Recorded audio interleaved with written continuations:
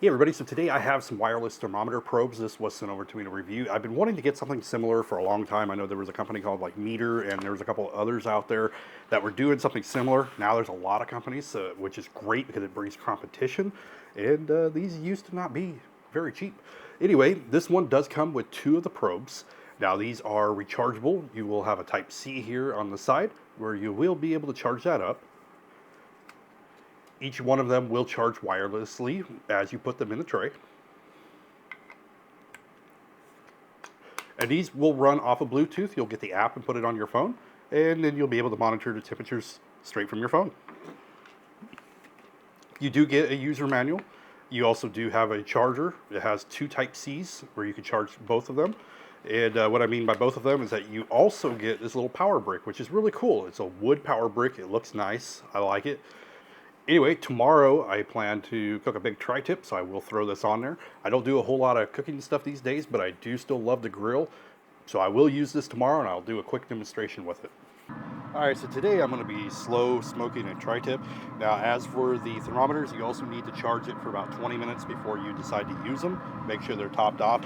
I also found when I was reading that this is more than just a power brick. This is also a repeater, which is great because these are only good for about 10 feet distance when they're inside like a grill like this.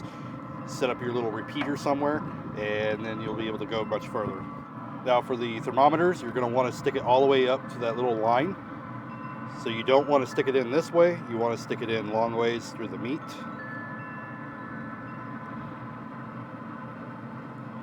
Just like so.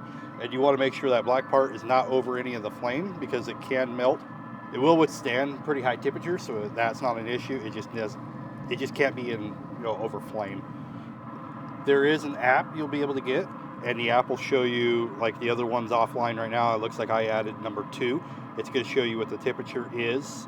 You could also set a target temperature, so you can go in there and you could also choose the different meats and stuff. Anyway, we'll go ahead and let this cook for a little while, and we'll be able to keep an eye on it from here. All right, so once I hit the target temperature, it started going off. It started alerting me inside, and the repeater definitely works because I was able to get it inside. So once we're at the target temperature, I'm going to go ahead and pull this thermometer out. I got my grill getting nice and hot. I'm going to mark this on the grill on really high heat, and then we're ready. But overall, the thermometer worked really well. It worked all the way in the house. I didn't have any issues with that there.